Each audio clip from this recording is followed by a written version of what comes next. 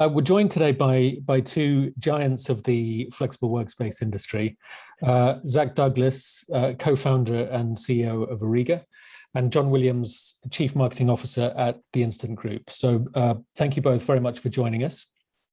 Thank you, Rob. Yeah, thanks, Rob.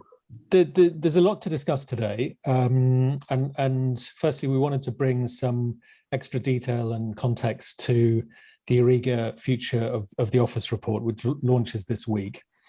And also to compare the findings of that report to instant data and insights.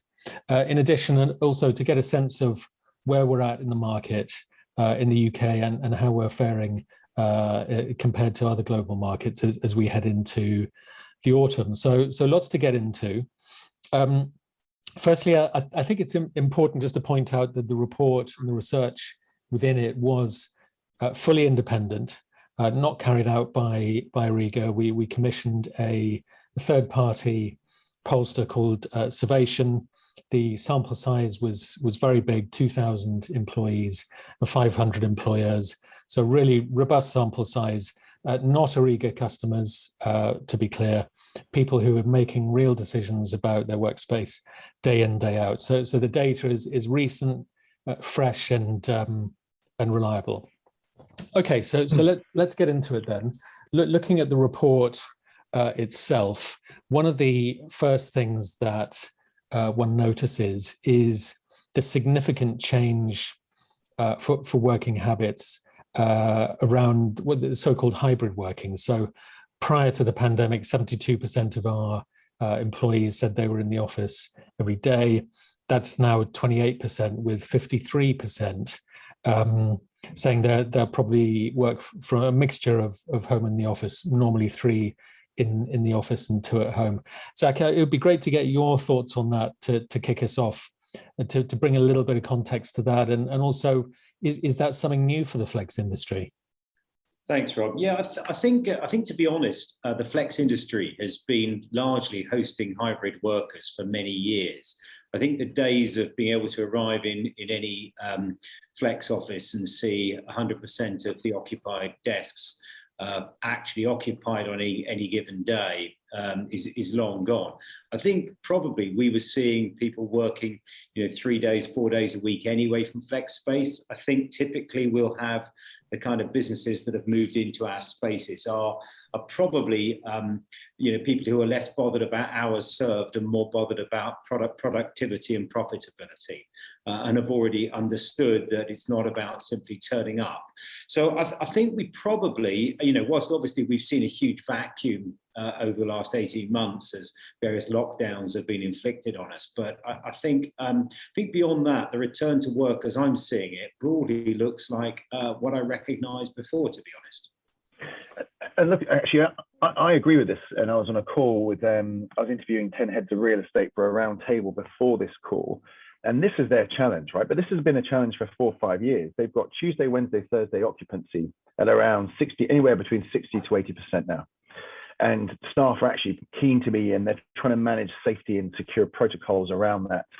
They've got the staff in. The CFO is saying, well, okay, what do we do? So Monday and Friday, the office is pretty much empty. Do we just cut it entirely? You've got to give me the options, Mr. CRE person. And they don't have a plan.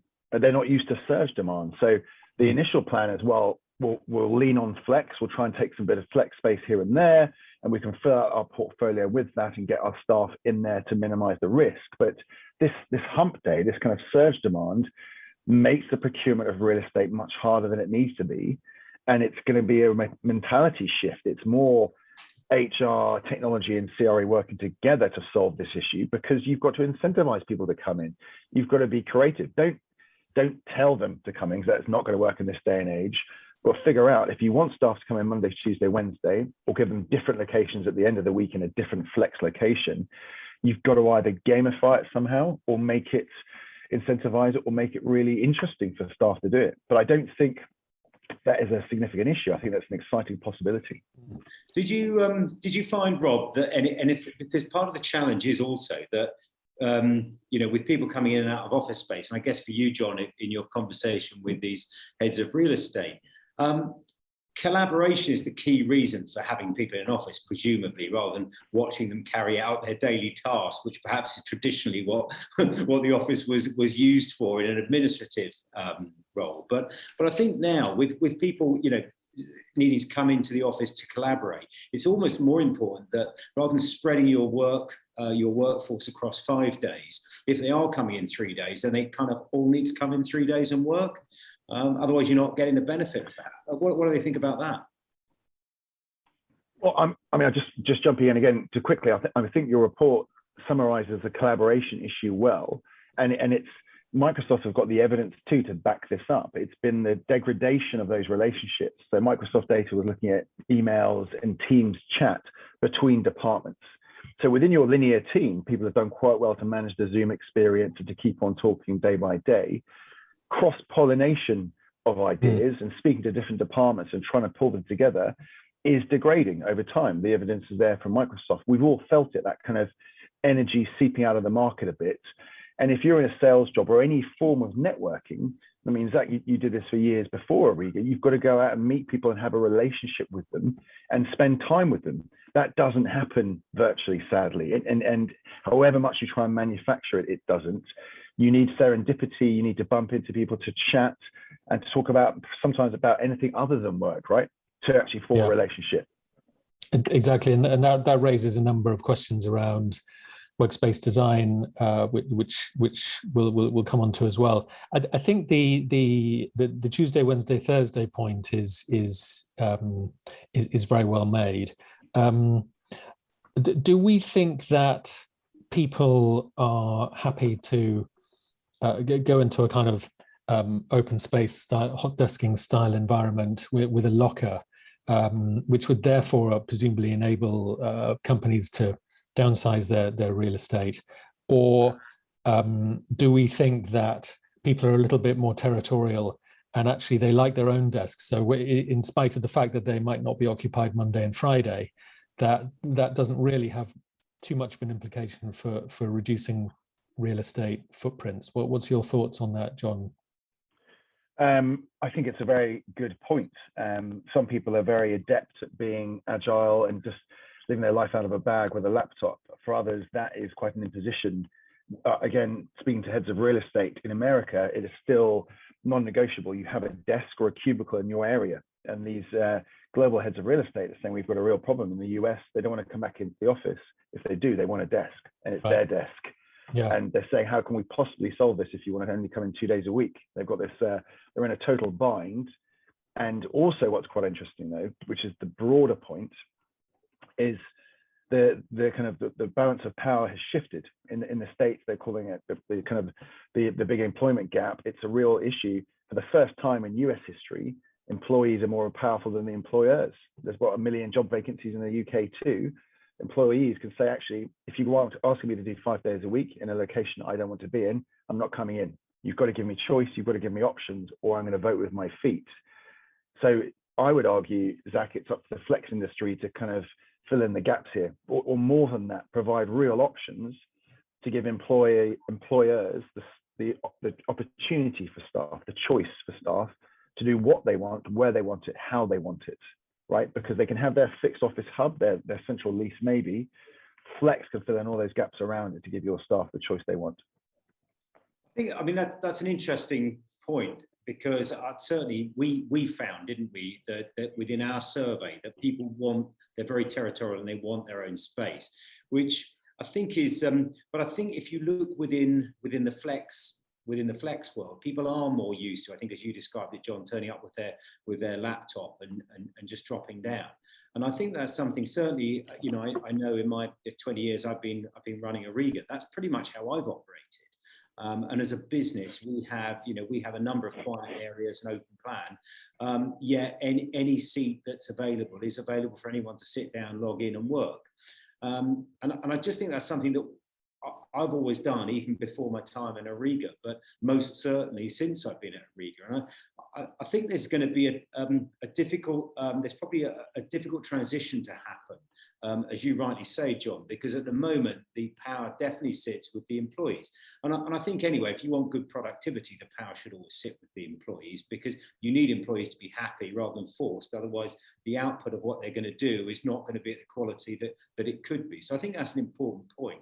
But I do wonder whether we're in this sort of transitioning phase between government messaging changing, people being concerned, employers not wanting to push them, the furlough scheme coming to an end, and it's almost like you wonder what the dawn is going to look like when it arrives, and whether it will be like this, and you wonder whether the big corporates will perhaps be a little bit more heavy-handed in how they request their employees to use their real estate. I don't know. I'm interested to be interested.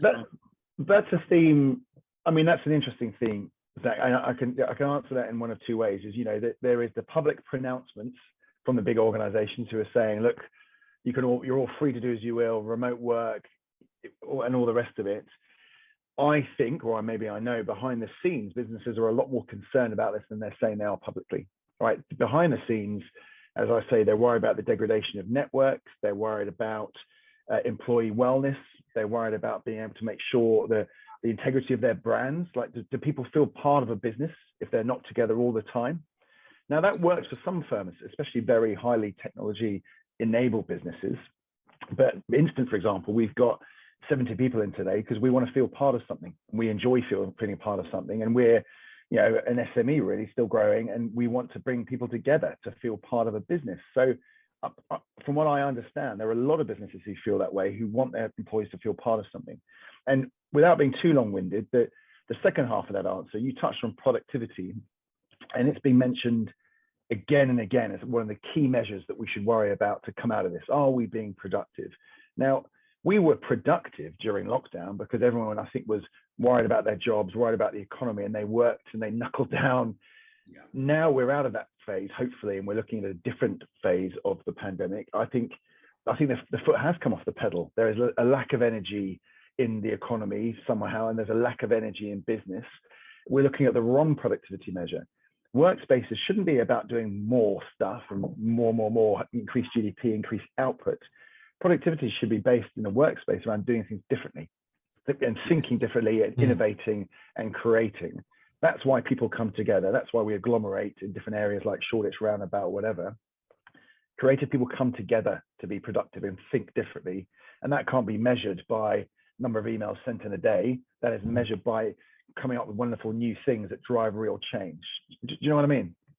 I do. And actually, I think if talking about during the pandemic, when everybody was sat at home logging into Zoom calls from first thing in the morning till last thing at night, I think there's a difference between running a business in a holding pattern and dealing with maybe in some cases almost disaster recovery type behaviours as opposed to driving performance behaviours. And you can deal with process, procedure, in a very formatted way. But I think when it comes to growth, the future, how you build your brand and expand your business and drive profitability, that's something which certainly in my experience, is a face-to-face and a team-based activity. I spoke to one of my customers this morning while I was grabbing a coffee, and he said they brought everyone back into the office for the first time. And he tells a tale of a very difficult 18 months where they'd left their office space, he'd had to borrow money, he's had to remortgage his house in order to retain half his workforce. They were all on furlough, but he had zero business. He's in the recruitment industry. And I think, he now needs his business to perform like it's never performed going forward.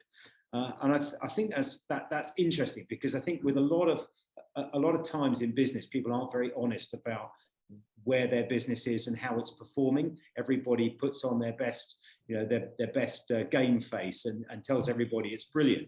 But I know behind the scenes from a lot of people that I know that run their own businesses, that really isn't the case. We've all had a pretty torrid time, and I guess it's okay for employees to be kind of to perhaps be driving the bus a little bit right now. But I think at the end of the day, there won't be jobs unless businesses like, the one that I described, that I spoke with the founder of this morning, and unless they survive, the jobs are going to disappear, aren't they?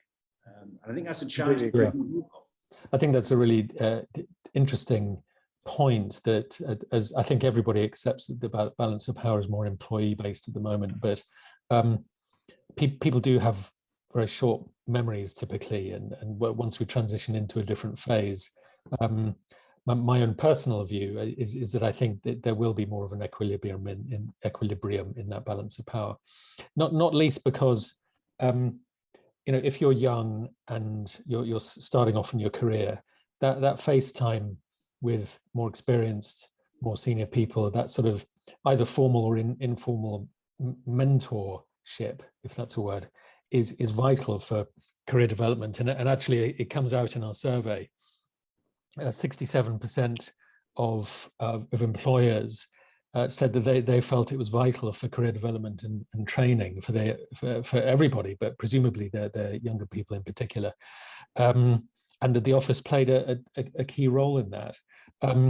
So, what are your thoughts on that? To bring a little bit of extra context. I completely agree, and I think if you talk to people that are sort of perhaps at our end of their corporate careers, maybe not yours, John, but certainly their drive to be in the office is very different from those people that are in their 20s and early 30s, because they need the interaction.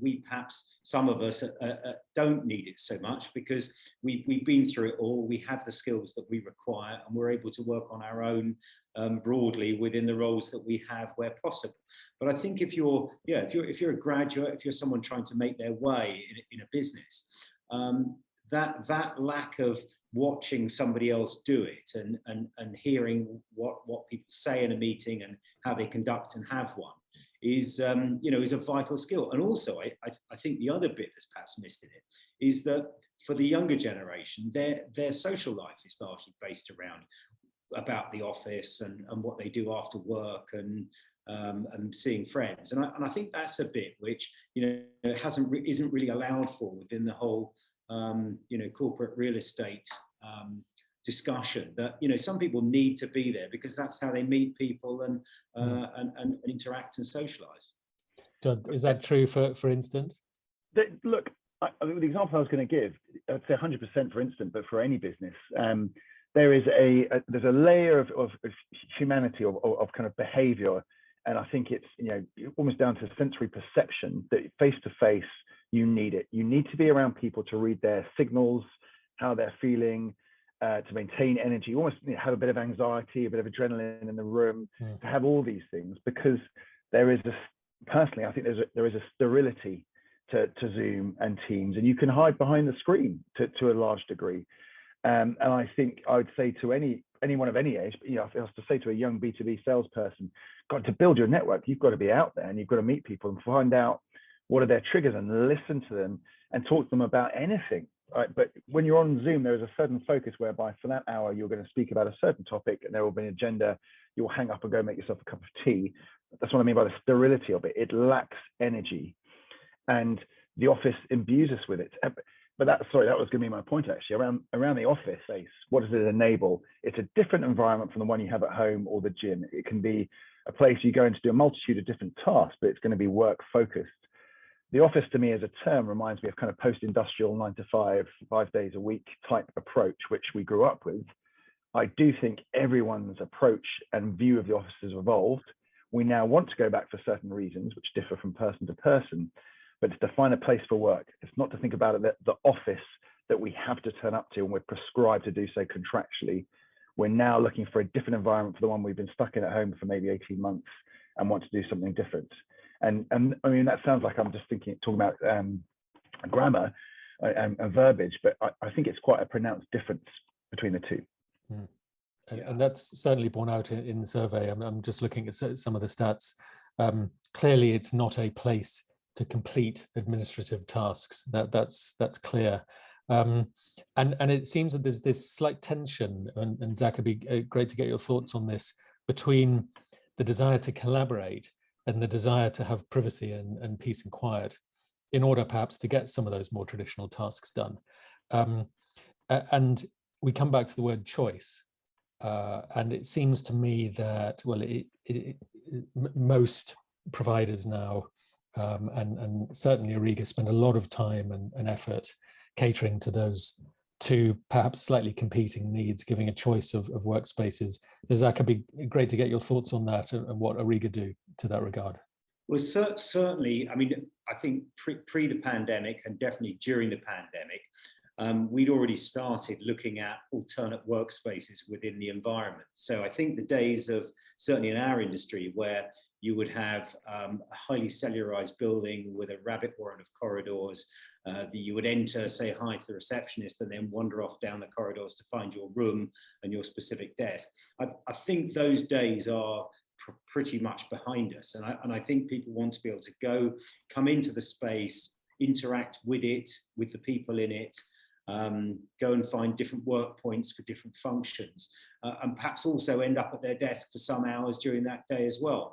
But I think, I think certainly we see more people wandering around in the common parts, perhaps not interacting with each other per se, because I think one of the other things that was borne out from some of the information in surveys, that companies don't necessarily want to collaborate with each other, but they do want their people to collaborate together. So we find people from a company will come out and huddle in one particular area to deal with something, then break out and go into different areas. And it seems to be that it's how people are using the space that's changed, not that they want to use a space. So I think that's that's certainly been interesting for us. It's changed the way that we've had to think about design, layout, how much space we provide for communal and collaborative activities versus cellular space. And I think that's driven a change in our industry, and certainly it's driven a significant change in the way that we approach what we do for our customers.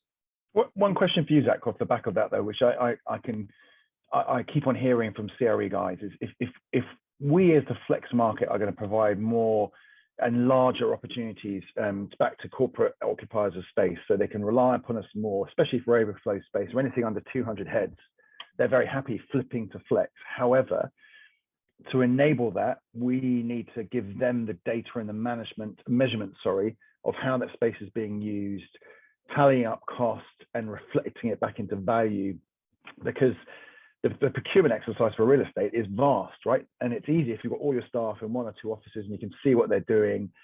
If as a sector we're to move on and provide a really strong, viable option, they need to be able to measure some degree of usage, cost, productivity, even sustainability, which is the report we've just recently done. They do need transparency, and I think it will probably require industry-wide effort to play that back. I wonder what your thoughts were on that. Certainly, I think data drives most things these days. Certainly, we can get hotspots, so we can understand where people are, which areas of the building they're using. You've got digital locks on doors, so you can see who's going in and out, how many times, and at what times. Through the Wi-Fi, you can work out where people generally congregate and at what sort of time. So you can hotspot the space. We haven't, at this point, been asked by any of our customers to provide specific data on that. I think mostly they tend to do that themselves. But I think the interesting play for our industry that certainly is coming around is that I think the larger landlords and the big tower schemes are starting to see, I think, a blurring of what a flex operator provides and what an FM operator provides. And how the F&B offering and maybe business lounge and communal collaborative space within the building is operated. And I think they're starting to have more conversations, and I'm sure you guys are hearing it too. But we're starting to have more conversations about how we can positively interact throughout the building, as opposed to in a specific floor of the building. With a remotely operated main building reception. So I think certainly from a corporate real estate point of view, I think buildings are going to become more perhaps top down, bottom up, different in the way they're used. And you might see that from the top down you might have corporate lets, and from the bottom up you might have people maybe in the middle of the building. You'll have people that are on medium term whether it be licenses or leases, Yeah. and then you'll roll into flex. And actually, in any building, that balance should be able to vary over the years to make sure that the that the fund, the owner, the investors are able to get best return from their real estate. But I think that is only going to come if the users of that space get best return from it. And in the background, we can hear the wailing and gnashing of the teeth of a million landlords just figuring out how on earth they do that, because it's not something they've been called upon to do. Like they've literally, done the cate, thrown the keys at the clients and walked away, haven't they? And that's been a great model for what, 150 years Absolutely. or so. So good luck, chaps. Let's move on to well-being of staff, which is a word that I think a lot of people use, and perhaps it's one of those words that needs a little bit closer definition.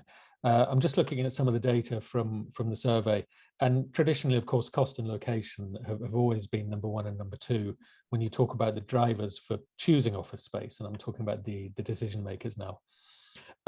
Interestingly, though, in our survey, the well-being of the staff came in at number two for the first time in a survey that I've seen. And I'd be interested to get both of your views on what does that actually mean? Is it the provision of smoothies in reception and yoga classes on the roof? Or is it something a little bit more fundamental in the very fabric of the building, the infrastructure of the building? I'll throw that question open. Well, I mean, the first person you should ask is probably Zach, who seems to defy age and gravity by continuing to look the same as he did 10 years ago whenever I met him. So that's firstly, ask him. Secondly, I think wellness is a commonly caricatured term, right? But more than ever, I think from the minute the pandemic set out, it was obviously the first priority for most businesses in its broadest sense. Are our staff well and prospering? Quite literally around the sense of the pandemic. I mean, how are they doing? Then there were the mental health implications and so on, because businesses, Zach, you made the point, we dealt with the pandemic, and now we need to understand what the next stage looks like. Businesses have never given so much scrutiny before, generally, to are their staff well, and what are the factors that plug into that benchmark to make them understand it better. So at Instant, without sounding like I'm plugging us, we do the wellness benchmarking for Facebook and their workplace, among many others. And these large businesses, large American businesses, are absolutely obsessed by this. Staff wellness is their number one priority. In fact, when they procure workspaces, their priority above cost, it's, will this make our staff better? And you said specifically, what are they doing within that? It is the ESG credentials of the building. Does it quite literally make the staff better through light, through air quality, and so on, those key physical ingredients? Secondly, does it enable them to come together in a collective prospering way? All these measurement points are becoming critical to the new CRE mindset. And I heard it today on this call with the CRE leaders. They said simply, we didn't expect it to happen, but my role is as much talent management and HR now as it is real estate. And we knew that was coming. We had to adapt our skill set, but now it's here. Suddenly it's on their laps. They have to do all of these things. And the questions they have from the board are, how are my staff doing? They don't care about the lease events anymore. The lease events are incidental, but that was the old role of CRE, wasn't it? Manage the lease events, fill up the space, move on. Now it's, well, we've got 200 staff in. How are they doing? Are they prospering? And that for the industry, all of our industry, is going to be massive. That is the driver now, I think.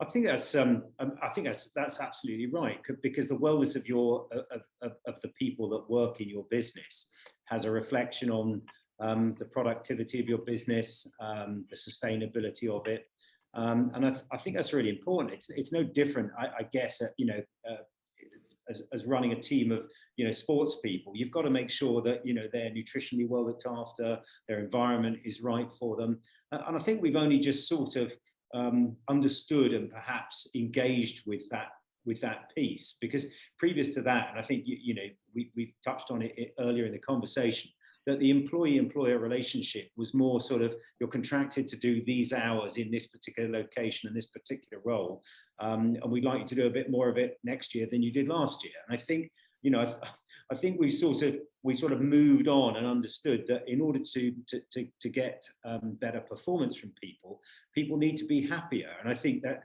probably is I think it's probably one of the positives that's come out of this. And I certainly know from our point of view that, we found that with people at home, particularly people on furlough, they could get quite low quite quickly. And of course, you're not seeing these people. So your ability to check in on them is limited to video calls. And one of the things that we did as a business was we started to have, right from, I think, first week of lockdown, we did a Friday coffee morning. And we still have it today. We get everybody on, we do a quiz, different parts of the business do different bits of it, but it enables us to actually have a check-in on everybody, and everybody gets an opportunity to speak and interact.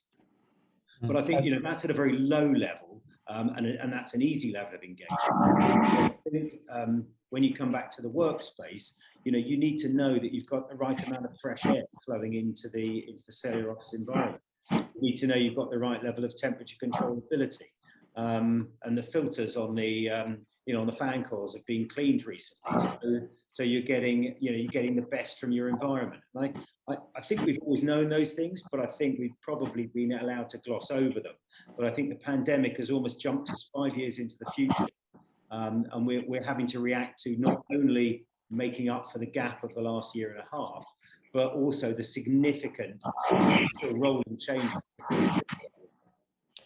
And what's interesting about that, sorry, just very briefly, is working from home was supposed to be the enabler of wellness, to give us balance and so on.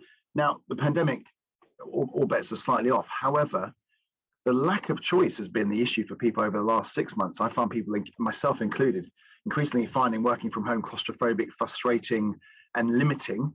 And so it's had an adverse reaction on I would say, my personal wellness, as in my colleagues and others I've spoken to, because it's not as binary as saying work from home, work in the office. And a lot of the online debate is that simple. A lot of the remote work Illuminati saying, well, remote work is the future. It's already here. I mean, but it's given me choice. What frustrated me and diminished my personal sort of mental aptitude was the lack of choice, to wake up every day, report to my spare bedroom and spend the day trying to avoid my wife. Now it's very much now I can choose, and it's much more of a healthier option to say, well, I'll spend 2 or 3 days in the office, I'll see a client, and I'll go to a co-working space. Yes, and do you think I think that's probably because working from home was always seen as not really working. And I think hopefully the last 18 months has put straight is the fact that people can effectively work from home. But I think you're absolutely right, John. You can effectively work from home, but if that is the only place you're able to work, I know from my point of view, I certainly didn't thrive. And as soon as I remember the first time I got back on a train and headed into London, I could already feel my heart beating a little bit quicker, the adrenaline pulsing, and couldn't wait to go to Pret and get a coffee. And even though it's a limited stock, it felt like a treat to go and buy a sandwich as opposed to make one in my kitchen. But certainly I find that the mixture between being at home and being out on the road or in the office is a positive one, and actually drives performance, and keeps me in the game and keeps me fresh, and keeps me forward thinking. And do you think that so we talked about Mondays and Fridays, and I agree, John, about your point about the binary thinking of this being very limiting.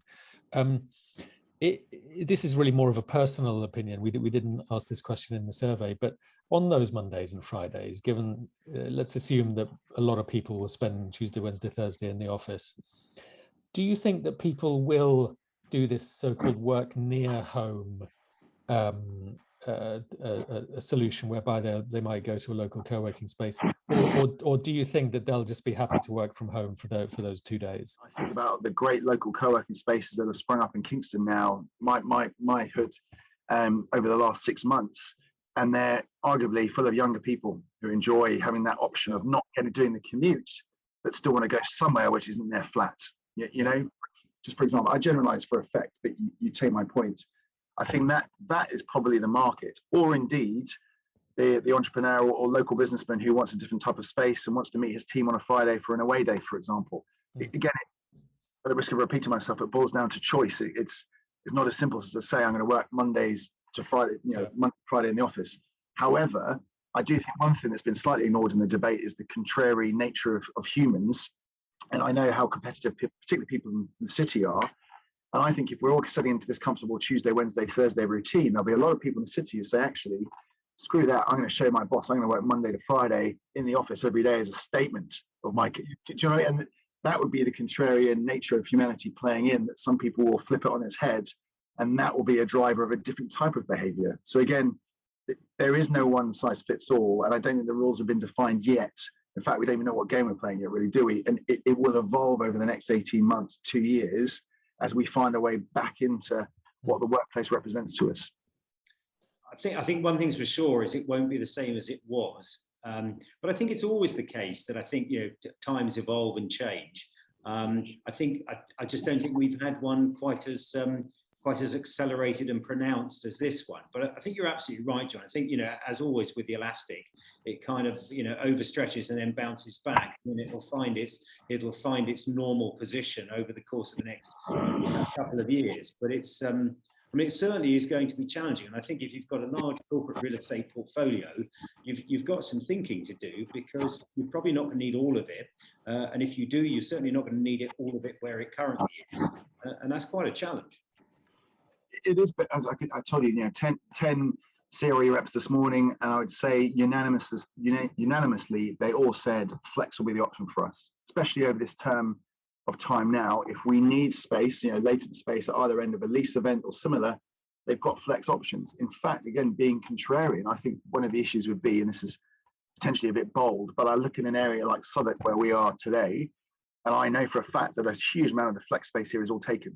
And if you have a requirement over a certain size, you're not getting in there probably for another year or two. So if we continue along these lines, we need to, as a sector, adapt our supply and start looking at different markets and figuring out what the future looks like and being bold.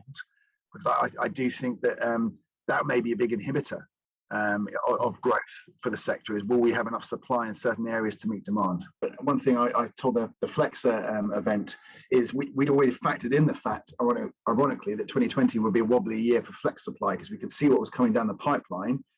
I think a lot of people and investors have probably overstretched themselves. So we were always due a slight lull in supply in 2020, but then we saw it picking up in 2021. And look, let's put it this way. If you look at the GDP figures, what were the best performing in the developed world in the UK in the last quarter? If you look at the office pipeline in London and landlord reaction to what's happened, I feel abundantly optimistic about flex workspace supply and what will happen next. I also think the new wave of operators who've made it through the last 18 months are savvier and are looking more outside of the lease arbitrage model. They're looking at more to kind of Zach's strength around management agreements or working with landlords.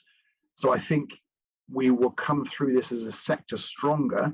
And what we've got to deal with now is actually a more discerning client who has seen what the market has to offer and is learning, and is now saying, well, actually, I've been in that type of space before. I don't want to do that. I want different options. What have you got for me? And so we need to start probably getting out of our sector comfort zone and providing new and different types of space in different ways in different locations, because I think that the market's going to only increase its appetite and its ability to choose. And can you give us any kind of sense as to where the UK market is versus some other big markets in the world? Are we ahead, behind, or on the curve, do you think? Well, hot off the press, we obviously had a very keen eye in September from a demand and occupancy point of view, because there was indubitably a lull in August. I'm not ashamed to admit that. I mean, quite a big lull globally. But if you look at where other markets are now, UK is doing incredibly well. So we had a remarkable April and May from a demand perspective, I would say, against all-time records. September, early days, looks to be in a similar place. So I hope that doesn't age badly on this podcast.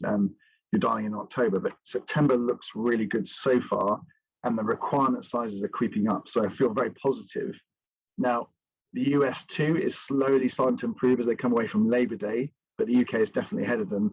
And Asia Pac, I'm sorry to say, is a bit of a basket case because of the various different stages of lockdowns and where they're at. So the UK feels very strong right now. And the other benchmark I use very broadly is occupancy. We're looking at the occupancy data as much as possible, but again, it looks pretty good, I would say. So another reason I was saying at the beginning of the call, I feel optimistic and much more so than I normally would do in autumn as we head towards the darker months of winter. And Zach, obviously that feeds into growth for Orega. Yeah, I mean, I think it's fair to say that the biggest competitor and potential threat to our industry has always been landlords and funds coming in and doing it themselves, right? Because at the end of the day, they have the real estate, and as we touched on earlier in this call, they just like to do it on long-term leases. You know, if we go back 25 years, 30 years, they were doing it on 20+ year lease terms, and that worked perfectly. And who could blame them for doing that? I think they've been forced on an unwilling journey with the working population, where, you know, as we spent the last half an hour or so discussing, people's work patterns have changed. What people expect from real estate has changed. The level of commitment that they're prepared to put into that has changed. And I think that's left a lot of landlords, propcos, funds with a challenge as to how to continue to drive income from real estate in the best possible way and have control over it. And I think that's certainly from Orega, we're very optimistic because we've expected this. We've always worked with the landlords and real estate companies to deliver the flex space for them. And I think that, you know, we're not building new buildings to put flex space in. I think what's happening is existing buildings are being repurposed, and the makeup of that space is changing to probably go a bit more flex heavy than it's been in the past. Excellent. Well, that seems like a very positive and optimistic moment to draw a close to our discussion. Lots to look forward to, lots of great data that we've talked about. Thank you very much both for joining us, and your input's been fascinating, and thank you for your time. Pleasure.